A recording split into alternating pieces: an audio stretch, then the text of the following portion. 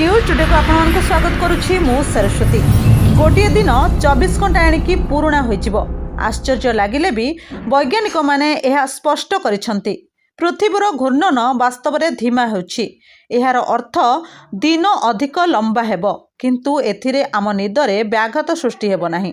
Internet रे अनेक post viral हेउछि जेउथिरे एही दीर्घकालीन वैज्ञानिक अवधारणा को एमिति उपस्थापना करा जाउछि सते जेमिति एहा खूब शीघ्र घटिबो।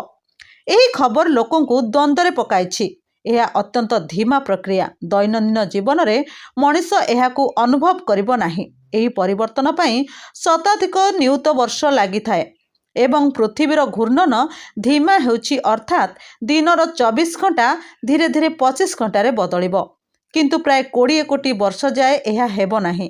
चंद्रर जुआर घर्षण जोगु पृथ्वीर घूर्णन धीमा हेउछि जहा फल प्रति 100 वर्ष रे हाराहारी 1.7 मिलीसेकेंड हार रे दिन बड़ हेउछि। पृथ्वीर घूर्णन अनेक कारण जोगु धीमा हेउछि।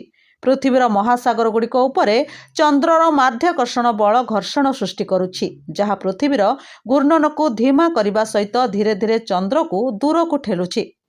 पृथ्वीर बाह्य केन्द्र परस्तरे तरल लोहर परिवर्तन एवं मांटेलर परिवर्तन द्वारा पृथ्वीर ओजन रे परिवर्तन हेउछि जहा तार घूर्णन को हालुका धीमा करुछि।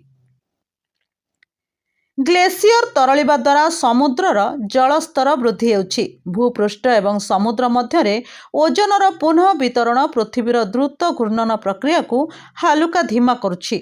बड़ धरणर वायु प्रवाह पैटर्न और जलवायु प्रणाली वायुमंडल और पृथ्वी पृष्ठ मध्यरे कोणीय गतिर आदान प्रदान करती जहा फल पृथ्वीर घूर्णन वेग प्रभावित हेउछि।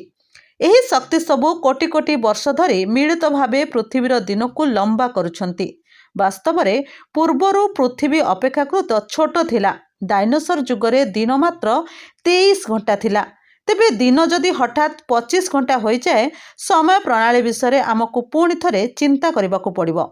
आम शरीर और मन 24 घंटार समय सहित ताल दे चलुछि जहा आम निद पैटर्न हार्मोन और अनेक प्रणाली को नियंत्रित करुछि।